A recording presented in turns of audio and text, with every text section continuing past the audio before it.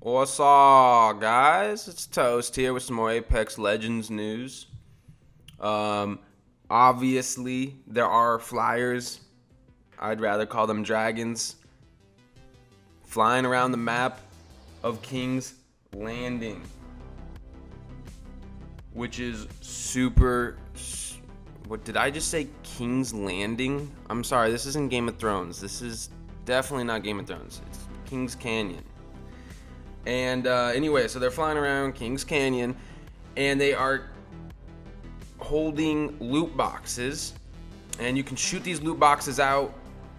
At which point you can retrieve the loot box. If you shoot the flyer, aka dragons, a little bit more, they will actually die and fall to the ground. Super, super cool. Was really excited the first time that my squad and I saw one. So we actually changed our trajectory of flight. Our flight path changed straight for this dragon, and we killed it, and it was super cool, super awesome way of spreading out loot. From level 2, level 3 to even gold boxes. I haven't personally come across one, but I read an article saying that there were gold boxes. So that's a really great way of getting loot throughout the game. I just recommend not all of the squad mates looking up in the air firing like it's the 7-gun salute or 21 gun. I'm not sure how many guns. Anyway, so don't do that. But it's super cool that they did that. They are a part of the Leviathans coming into the map. Apparently they're a part of the ecosystem and they live on and around these Leviathans. It's like what they do. They're almost like a whatever kind of creature that, it's like birds on the side of an elephant, and they like kind of eat all the little pests that are around the elephant. So they literally just live on and around the elephant in real life, and so that these flyers are like that to the Leviathans. So we'll see what happens to, Leviathans coming closer and closer.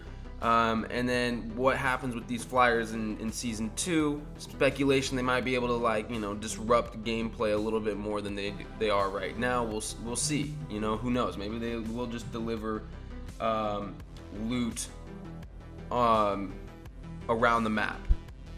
All right, so the other part I wanted to cover here was Apex Legends EA sharing the weapons that are coming out, the changes that are happening in Season 2. Again, that's out July 2nd. So they actually shared an article page here talking about the changes that were going to come to the weapons. So first thing we're going to talk about is the L-Star. Okay, it's an energy weapon. It's a legendary weapon, so it's in the same tier as the Mastiff and the Kraber. Okay, so it does have a limited ammo supply, and that's okay. That's okay, because the video that was released from EA shows this gun absolutely just shredding people in a matter of seconds. That being said, they do note that the L-Star's unique projectiles are much larger than those fired by other weapons in Apex. Players need to lead targets more at range to compensate for L-Star's slower projectiles. Okay, and then they also go on to say, but on the flip side, they don't have to aim quite as precisely to get good effect on target. And I'm not sure what that means. I don't think anybody really knows. Is it going to have a needler effect like out of Halo? Will it kind of track, or is it going to have an AoE effect, like a splash effect, as you're firing around, or maybe a wider clipping to the bullets themselves, so you can kind of have leeway when you miss? I'm not sure. We'll see what the gun feels like, plays like when it comes out, but those are the notes they have for them. They also do talk about how it will overheat if you rev it up too much for too long, so you're going to need to feather the trigger in short to medium bursts. So this gun's going to be a great addition.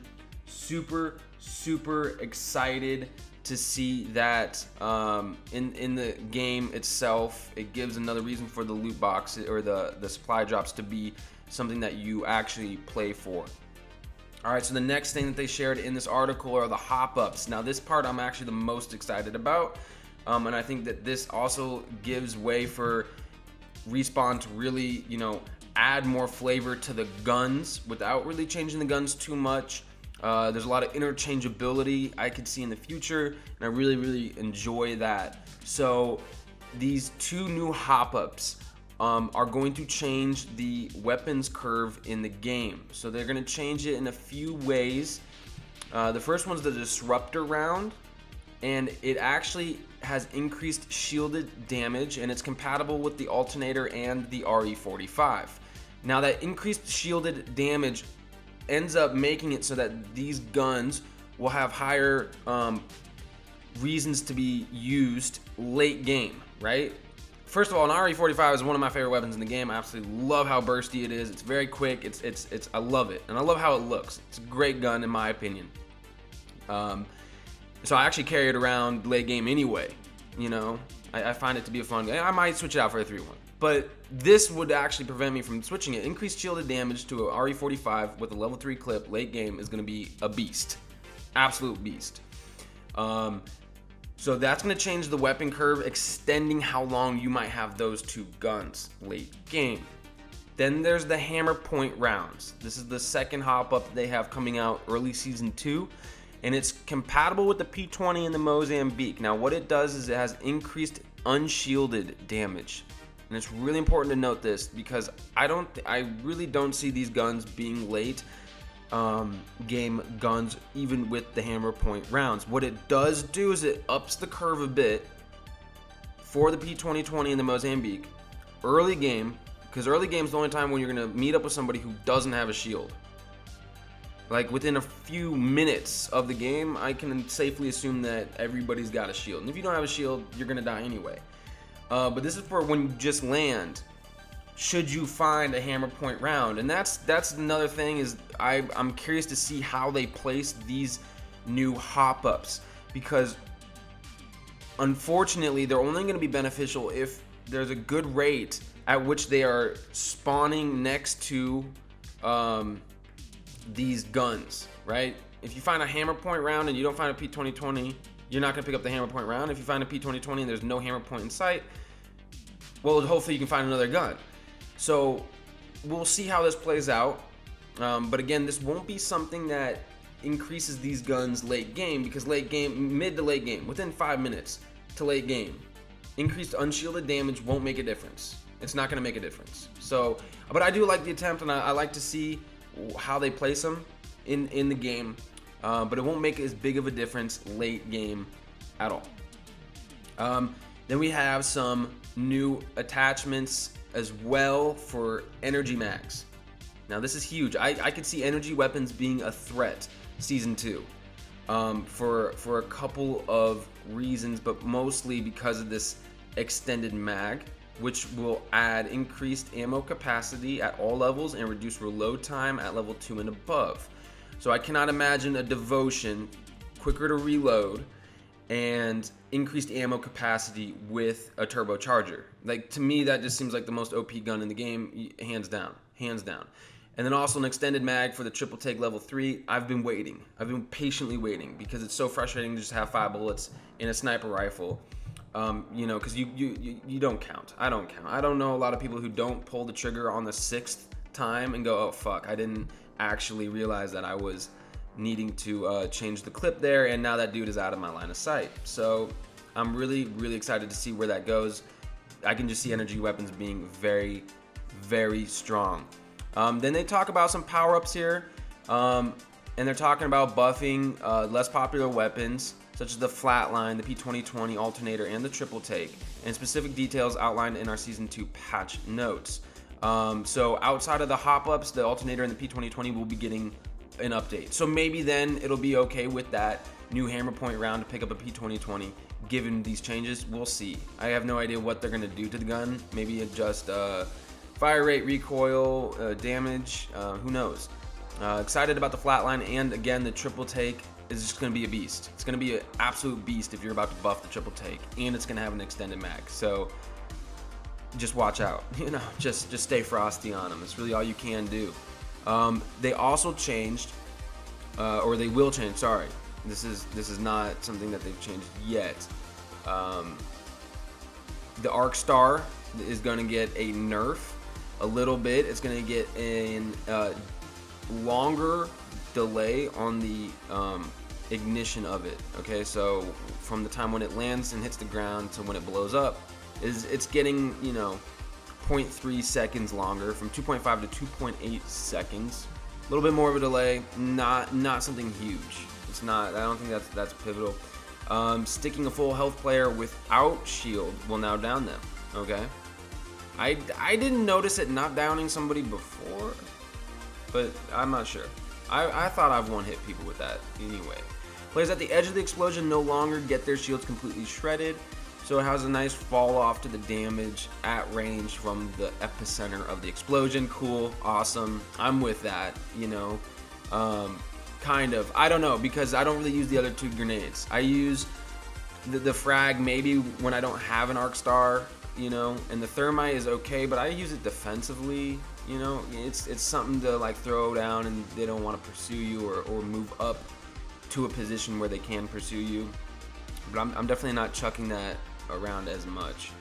All right, so then next they talk about gold weapons. Players can look forward to finding a totally new set of gold weapons in Kings Canyon for the start of Season 2.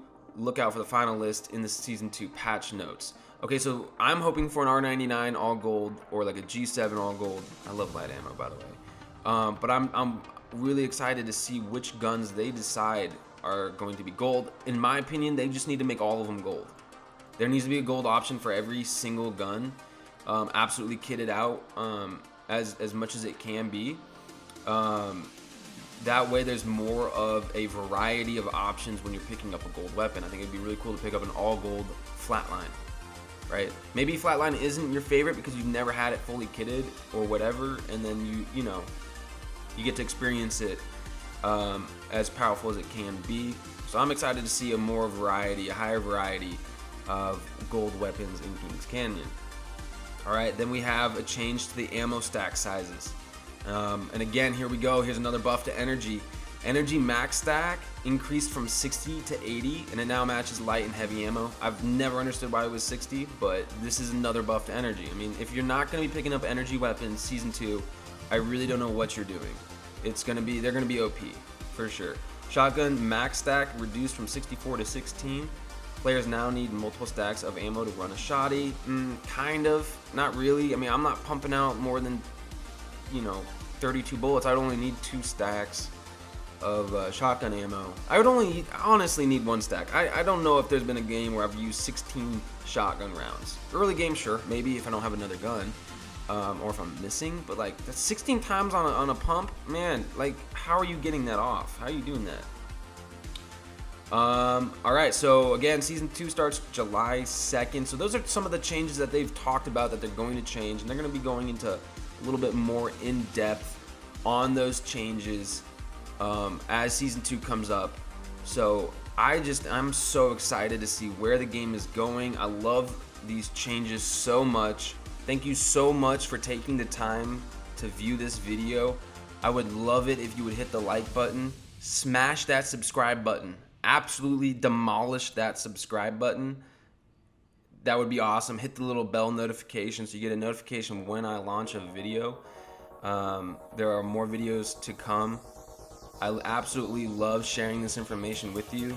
It also gives me a leg up because then I'm reading it as it's coming out and I'm up to date as well. So yeah, thank you. I hope you all have a wonderful day. Toast oot.